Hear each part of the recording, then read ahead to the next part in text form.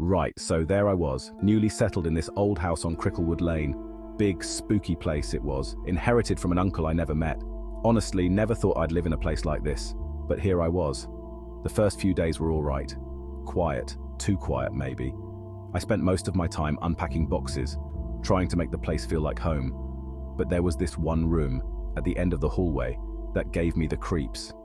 It was the basement door. Old, wooden, with a heavy iron lock.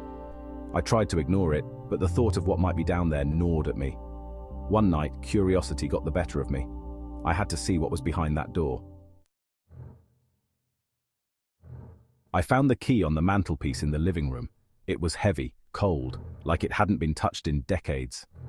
As I made my way back to the door, the house seemed to fall silent. No creaks, no groans, just an unnerving stillness. I took a deep breath and slid the key into the lock. It turned with a heavy thud, and the door creaked open. A musty, damp smell wafted out, making me cough. I grabbed a torch from my toolkit and stepped inside. The stairs were wooden, old and rotten. They groaned under my weight as I descended. The air grew colder, damper with each step. I could hear the faint sound of dripping water in the distance. The torchlight flickered, casting dancing shadows on the damp stone walls. I swear I heard a whisper, just out of reach of the light. My heart pounded in my chest. The basement was a cavernous space, shrouded in darkness. Cobwebs hung from every corner, and dust covered every surface. The air was thick with the smell of mildew and decay. I shone my torch around, trying to pierce the gloom.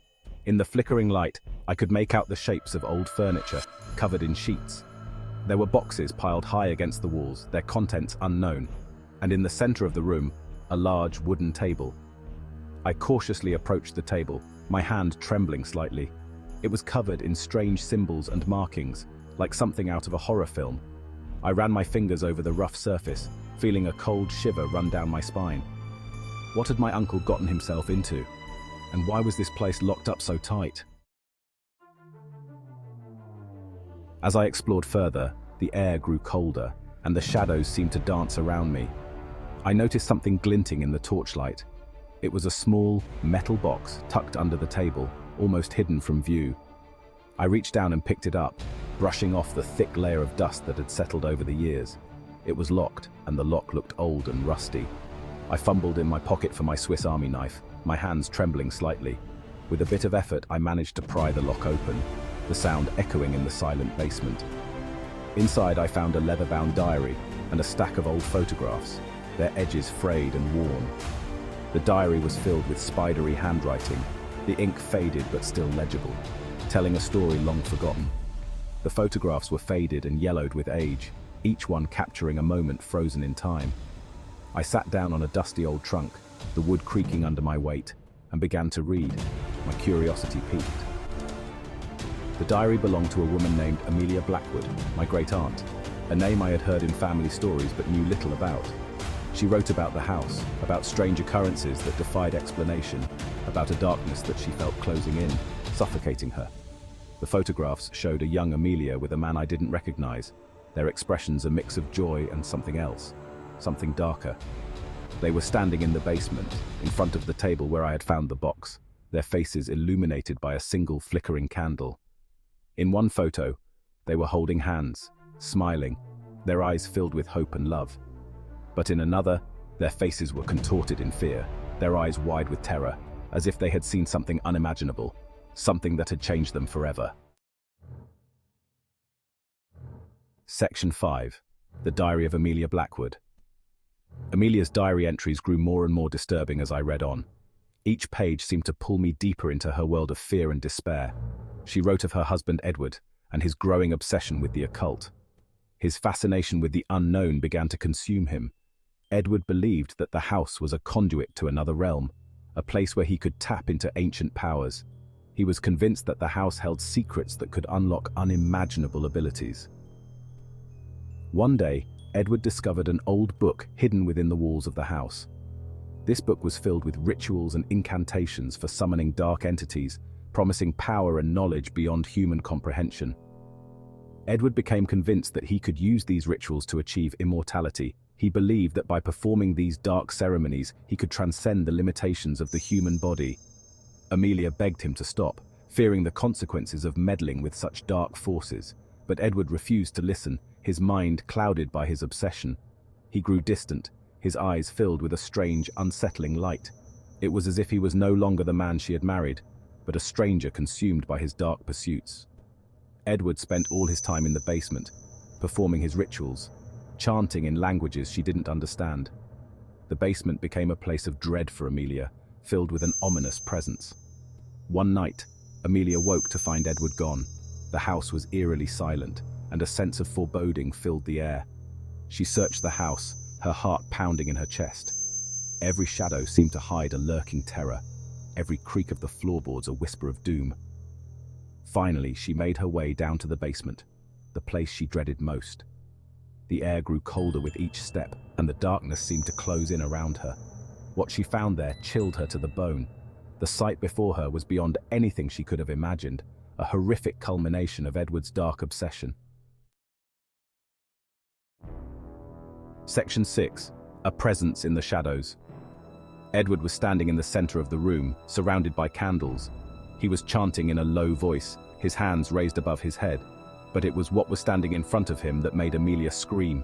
A shadowy figure, tall and gaunt with glowing red eyes. It was as if it had been formed from the darkness itself. Amelia watched in horror as Edward reached out and touched the entity. The entity let out an ear-splitting shriek, and a wave of energy pulsed through the room, extinguishing the candles and plunging Amelia into darkness. She fell back, hitting her head on the stone floor. When she came to, Edward and the entity were gone. The only sound was the dripping of water from the cracked ceiling. Amelia was alone. Section 7. The Ritual. I closed the diary, my heart racing. Edward's ritual, the entity, it all seemed too real. I looked around the basement, half expecting to see the shadowy figure lurking in the corners, but there was nothing, only the darkness and the silence. I picked up the stack of photographs and fanned them out in my hand. There, in the background of one of the photos, I noticed something I hadn't seen before. A book lying open on the table. The book that Edward had found.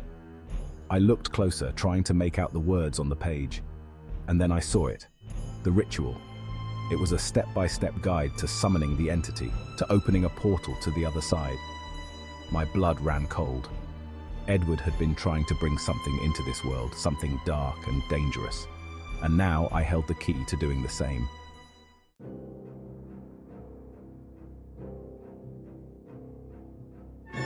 Section 8. The Entity Awakens. Suddenly, the air in the basement grew heavy, oppressive. I felt a presence behind me, watching. I slowly turned, my torchlight sweeping across the room. There, standing in the doorway, was a shadowy figure, tall and gaunt, with glowing red eyes. It was the entity from Amelia's diary. I stumbled back, dropping the photographs and the diary. The entity took a step towards me, its eyes fixed on mine. I could feel its power, its malice washing over me. I scrambled back, knocking over a pile of boxes. The entity let out a low growl, the sound echoing through the basement. I was trapped. Section 9. Trapped. Fear pulsed through me, a cold, unrelenting grip that seemed to tighten with every passing second. I scrambled back, my foot catching on something on the floor, sending me sprawling. The darkness seemed to close in, suffocating and absolute. I crashed to the ground, my torch skittering out of reach, plunging me into an even deeper darkness. The silence was deafening, broken only by my own ragged breaths. Panic clawed at my throat, making it hard to breathe. My hands trembled as I tried to steady myself. I could hear the entity moving closer, its ragged breathing echoing in the darkness, each breath a reminder of the danger I was in. I scrambled back, feeling along the cold stone floor for anything at all, that I could use as a weapon. My mind raced, trying to think of a way out. My fingers closed around a loose brick. It was rough and heavy, a small comfort in the overwhelming fear. It wasn't much, but it was all I had. I gripped it tightly, my knuckles white with the effort. The entity was close now, its presence a tangible weight in the air. I could almost feel its malevolent gaze on me. I could feel its cold breath on my skin, a chilling reminder of the danger I was in. My heart pounded in my chest, each beat a countdown to the inevitable. I closed my eyes and swung the brick with all my might, a desperate attempt to fend off the approaching terror. There was a sickening thud, followed by a gut-wrenching shriek that echoed through the darkness, a sound that seemed to pierce my very soul. The sound seemed to shake the very foundations of the house. Then silence. An eerie, oppressive silence that was almost worse than the noise. I lay there for a moment, my heart pounding so hard I thought it might burst. The adrenaline coursed through my veins, leaving me shaking and breathless. I slowly got to my feet, my body trembling with the aftershocks of fear. Every muscle ached, but I forced myself to move. I fumbled for my torch and flicked it on, the beam of light cutting through the darkness, a small beacon of hope in the overwhelming blackness. Section 10. The horror remains. The entity was gone. There was no sign of it, no trace that it had ever been there. I was safe. Or was I? I looked down at the spot where the entity had been standing. There, on the floor, lay the metal box. But it was open now, empty. And next to it, scrawled in what looked like blood, was a single word: run. I didn't need to be told twice. I grabbed the diary and the photographs and ran. I ran out of the basement, out of the house, and I didn't stop running until I was miles away. I never went back to that house. I couldn't. The memory of that night, of the entity, of the message scrawled in blood, it haunted my every waking moment. The horror, you see, was far from over. It had only just begun,